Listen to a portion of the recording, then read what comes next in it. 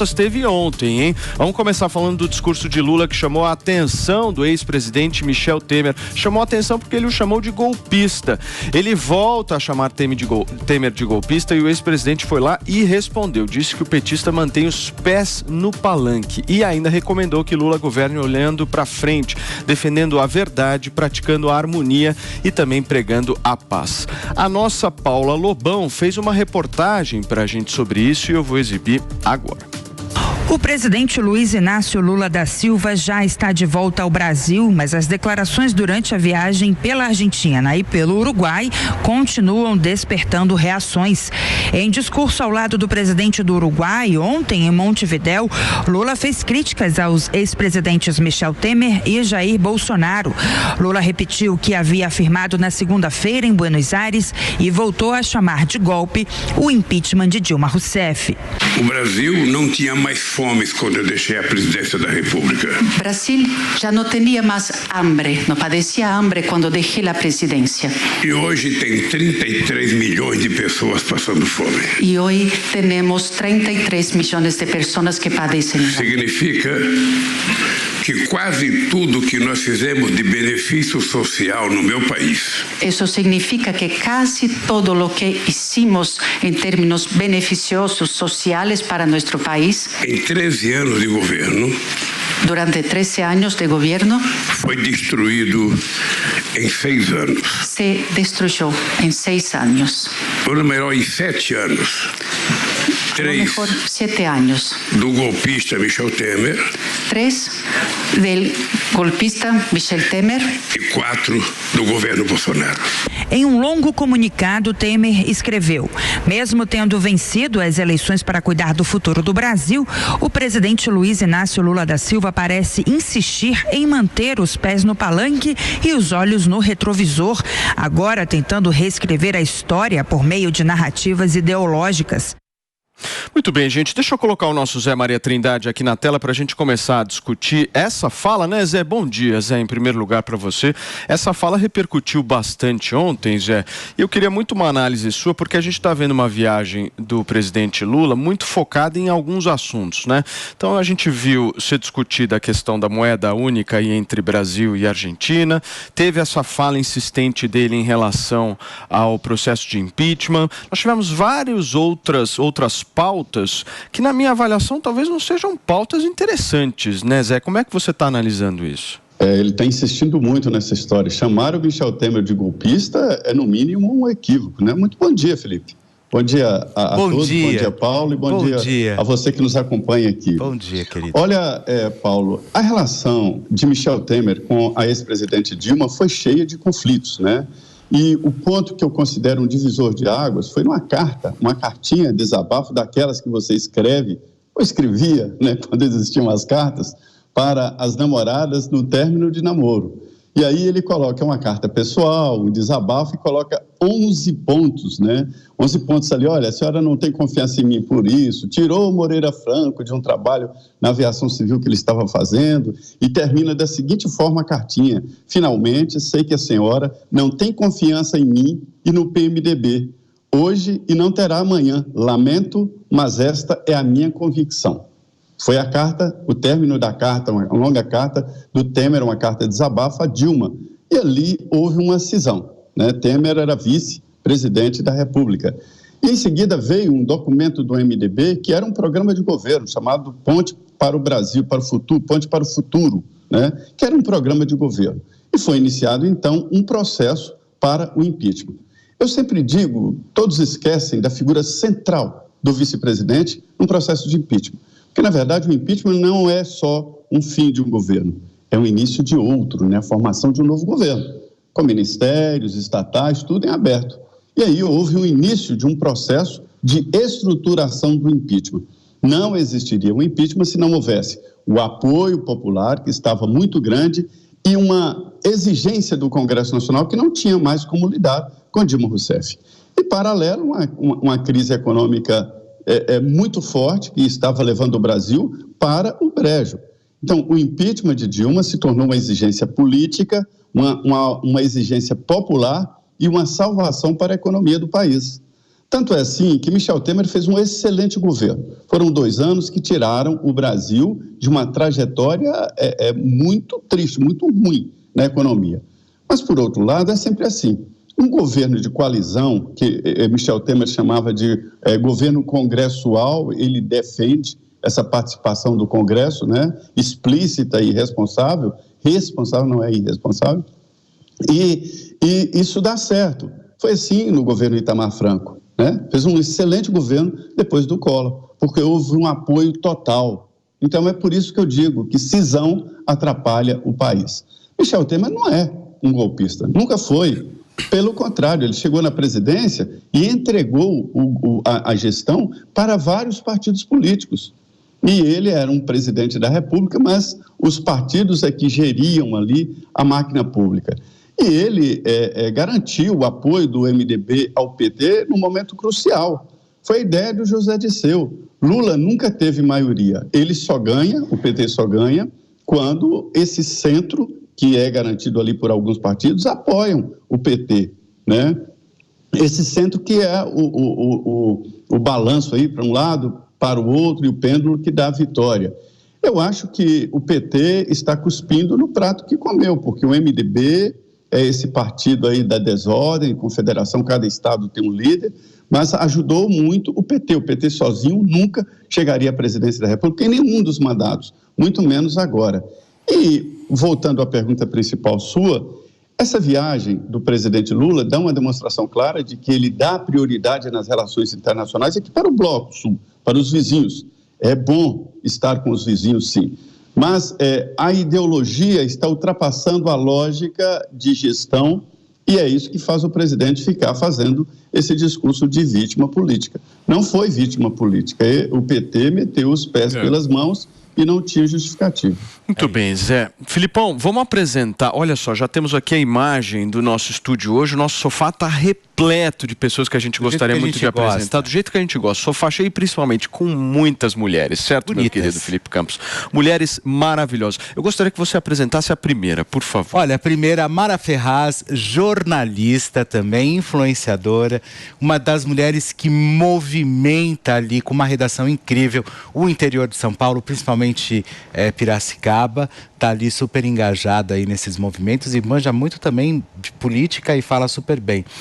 Wafá, essa libanesa maravilhosa. Olha só, essa mulher aqui também é ativista política e veio hoje também participar aqui do nosso Morning Show e ficar aqui conosco. Articuladora. Completamente. Articulação. Ela sabe articular, com essa beleza também, eu articularia absolutamente tudo.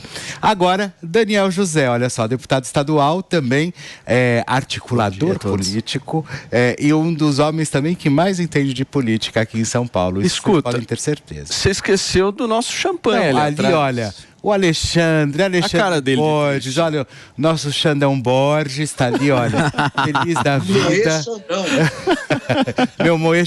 meu Moê Xandão está ali, olha.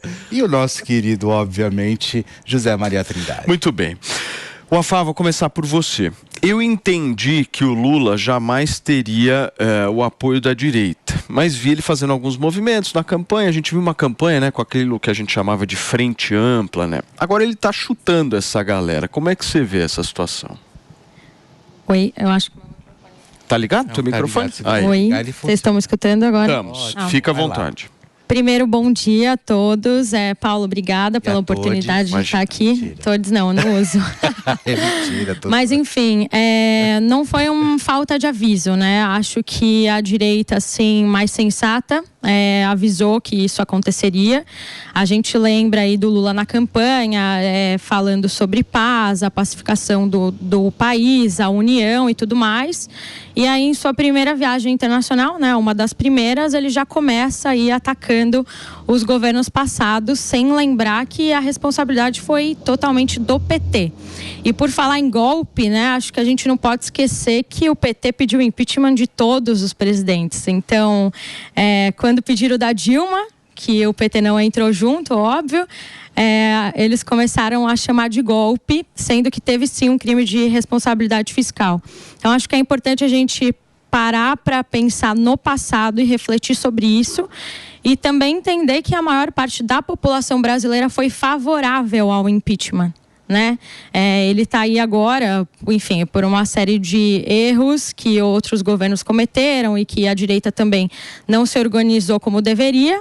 Mas ele também não pode esquecer que, enfim, as pessoas não têm memória curta assim e que a gente lembra muito bem do que aconteceu antes. Agora, Dani, você sabe que eu fiquei com eu gostaria muito de ser uma mosquinha para entrar na sala do Geraldo Alckmin e ver a reação dele ao ouvir o Lula falando isso. Como é que você acha que foi essa reação? Eu acho que é uma não reação como muitas vezes o Geraldo Alckmin age, né? Sempre esperando, sempre observando e raramente tomando a dianteira e, enfim, fazendo ações que de fato movam, né, as peças da política, né? Ele é uma pessoa que fica sempre muito esperando. Mas o que me chamou a atenção muito desse discurso do presidente Lula junto com o presidente do Uruguai, que é o único líder de centro-direita da América do Sul, é que muito interessante que no final de contas, né, ele gostaria de fazer uma negociação com o presidente do Uruguai para impedir o Uruguai de fazer uma negociação direta de livre comércio com a China. E para isso, qual o discurso que ele escolhe? Ele escolhe justamente um discurso que vai atacar o pouco que a gente teve de centro-direita nos últimos anos no Brasil. Então, eu achei muito interessante, inclusive, a nota à imprensa que o Michel Temer divulgou nas mídias sociais. E eu vou até citar aqui um trecho que eu acho que é muito importante, porque contra fatos não tem argumentos, né? Abre aspas aqui. E sobre ele, Lula, ter dito que destruía as iniciativas petistas em apenas 2 anos e meio de governo, é verdade. Destruir um PIB negativo de 5% para um positivo de 1,8%. Inflação de 2 dígitos para 2,75%. Juros de 14,25% para 6,5%.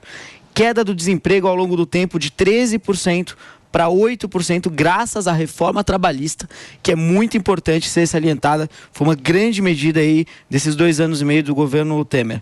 E aí ele continua.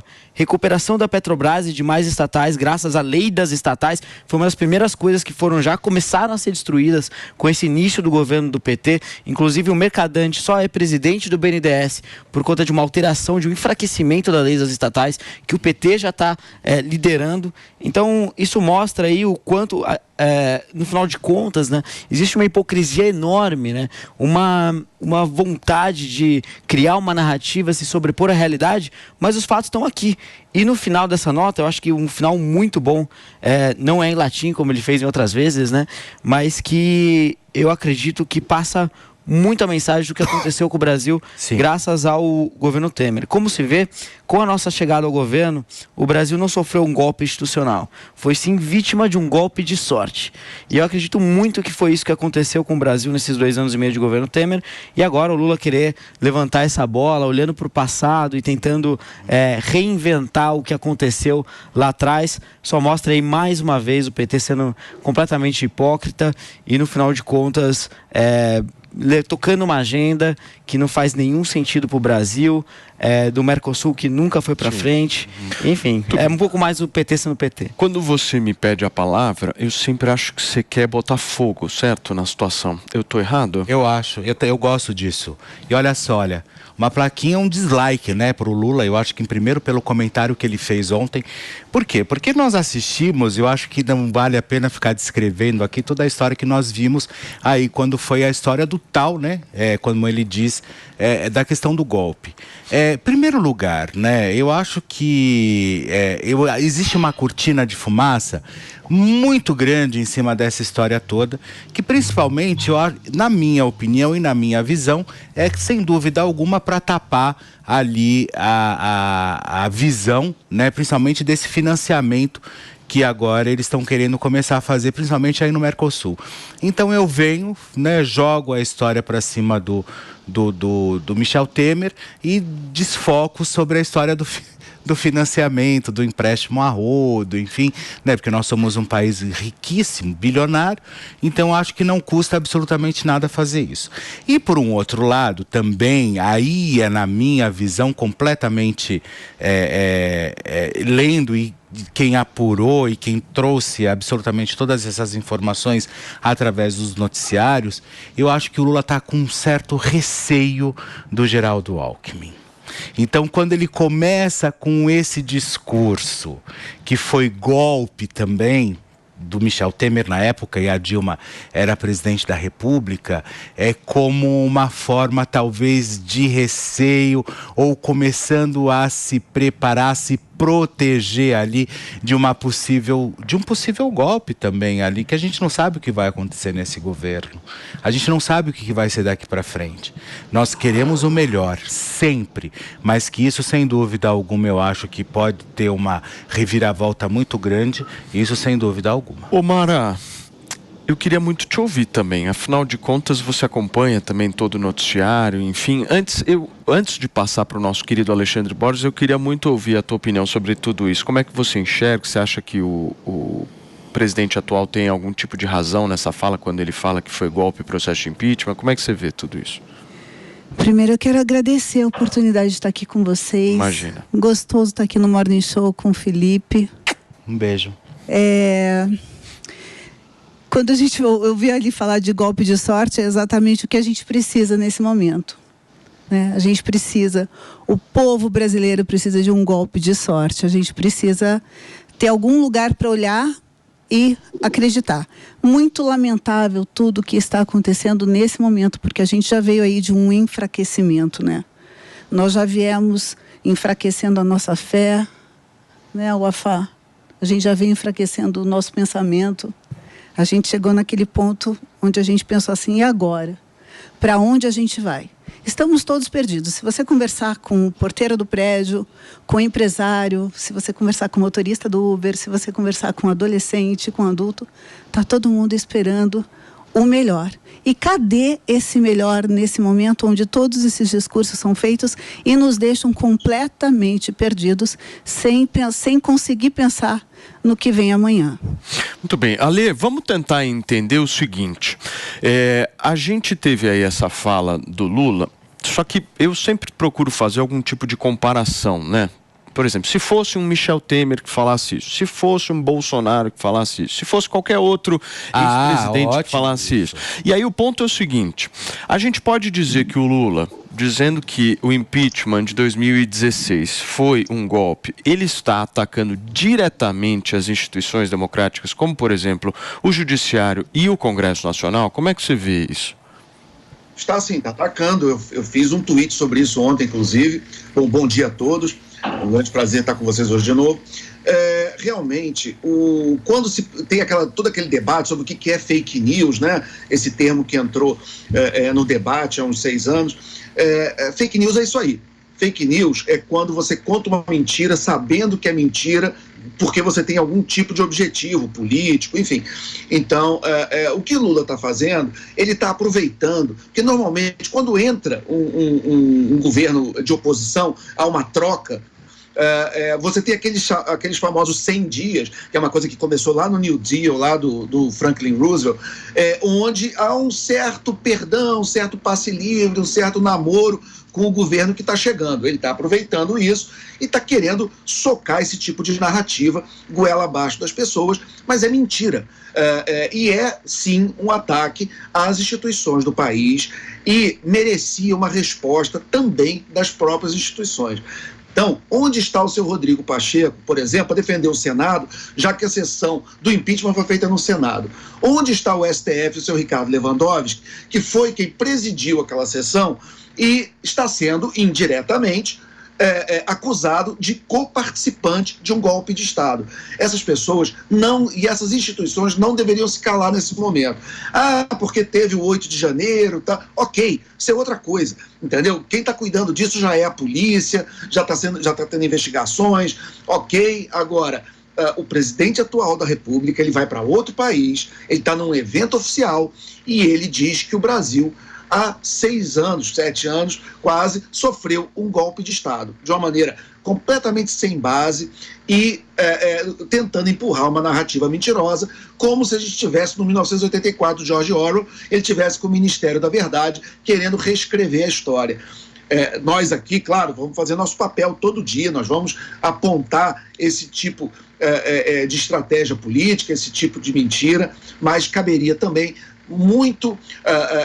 seria de uma maneira muito importante que as nossas instituições, que o Senado do país, que o Supremo Tribunal Federal, que até uma parte da imprensa que está enamorada com o Lula, reagisse para não deixar que esse tipo de conversa prospere. Não porque isso está de um lado ou está do outro, está do lado do Brasil. Porque quando você mina a confiança do brasileiro nas instituições, você em algum momento vai terminar no 8 de janeiro. Porque eu fico pensando o seguinte, né? Você tem Geraldo Alckmin de vice, você tem Simone Tebet de ministra, Renan Calheiros, né, Zé? Renan Calheiros, um dos grandes apoiadores aí do atual governo e foi a favor do impeachment da Dilma, né?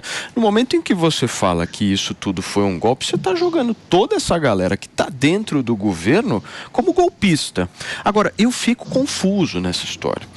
É golpe e chama golpista para participar do governo? Me expliquem, por favor. Esse negócio ainda não está claro na minha cabeça. Por favor.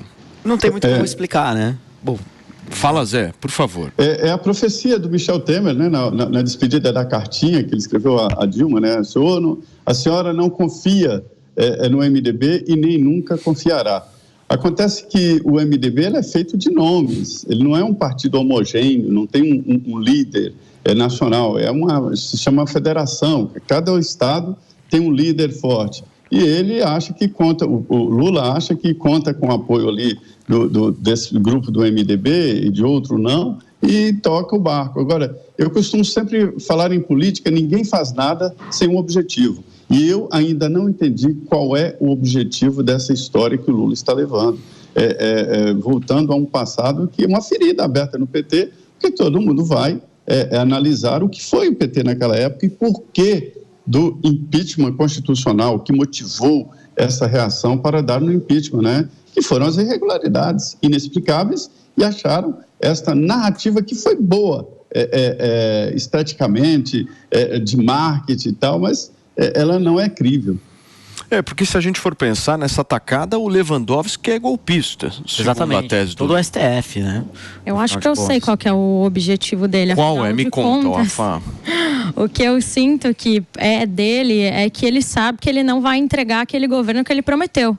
Então, como ele não está conseguindo entregar esse governo, como ele nem conseguiu fazer a PEC de transição, porque faltou dinheiro, inclusive para o Bolsa Família, agora ele precisa ficar aí causando, né, e se colocando como vítima de todas as coisas que o PT fez de mal ao Brasil. Então, agora ele fica aí se colocando como vítima, fica falando que sofreu um golpe, que o PT entregou as melhores coisas para o Brasil, mas a gente sabe que não é verdade. Não tem como retomar uma confiança internacional atacando o próprio país lá fora.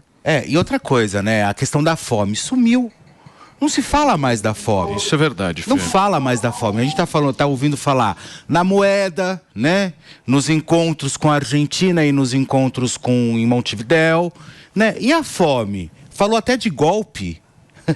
Ele falou de golpe, também, ele né? falou de... Cadê os índios? Não falou absolutamente nada. Então, ou seja, é um discurso completamente equivocado, fora de uma linha realmente de um chefe de Estado, e que fica discutindo um assunto que já foi encerrado. E que já acabou. A gente sabe qual foi o desfecho dessa história. E nós sabemos que impeachment ele não deixa de ser um golpe, mas ele é um golpe dentro da lei, vamos dizer assim, né? Então, quando passa pelo impeachment, e que ela foi impeachmentada, inclusive a própria presidenta, né? Como na época quiseram falar, como todes hoje também, que eu já nunca vou usar isso, graças a Deus, nem presidenta.